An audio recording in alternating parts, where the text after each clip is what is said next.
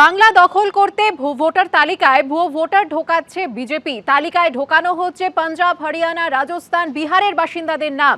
নেতাজি ইন্ডোরের সভামঞ্চ থেকে এমনই অভিযোগ তুললেন মমতা বন্দ্যোপাধ্যায়। পাল্টা স্বচ্ছ ভোটার তালিকা নিয়ে সুর চড়িয়েছে বিজেপিও। একই এপিক নাম্বারে বাংলার ভোটারের যেখানে নাম আছে সেখানে হরিয়ানা, পাঞ্জাব, রাজস্থান, বিহার সব নাম ঢুকিয়েছে। ধরুন একটা নাম মুর্শিদাবাদে রানীনগরে বাড়ি, মোহাম্মদ সাইদুল ইসলাম, এর এপিক কার্ড নাম্বার যেটা আছে ওয়েস্ট বেঙ্গলে, তার সাথে কানেক্ট করেছে নাম সোনিয়া দেবী। তার বাড়ি কোথায়? তার বাড়ি হচ্ছে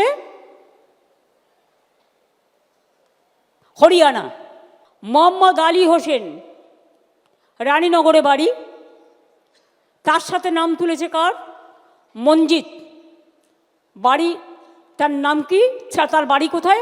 হরিয়ানা। বানেরা বিবি, তাই রানীনগর, তার সাথে নাম তুলেছে কার? দীপক। বাবার নামও আছে, বাড়ি কোথায়? হরিয়ানা। তাহলে ওয়েস্ট বেঙ্গল ভোট দেবে না হরিয়ানা ভোট দেবে ওয়েস্ট বেঙ্গলে? বুঝতে পারছেন খেলাটা? মাথায় কিছু ঢুকলো? বিজেপিও বদ্ধপরিকর পশ্চিমবঙ্গের ভোটার তালিকা পরিচ্ছন্ন করতে। P4 insulated water tanks, kitchen and bath fittings, বিশুদ্ধ জল, সুস্থ জীবন, P4 আজীবন।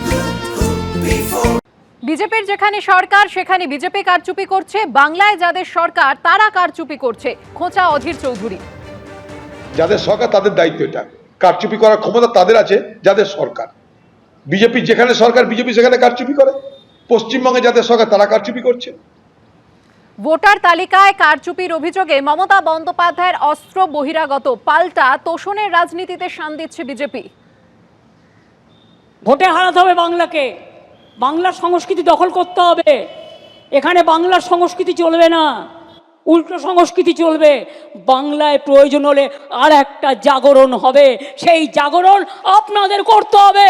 আমরা এটা মানব না। বাংলা বাংলার, বাংলা বহিরাগতদের সম্মান জানায়, অতিথি হিসেবে বরণ করবে, কিন্তু বহিরাগতদের বাংলা দখল করতে দেবে না। এটা মাথায় রাখবেন, এটা বাংলা দখল করার খেলা।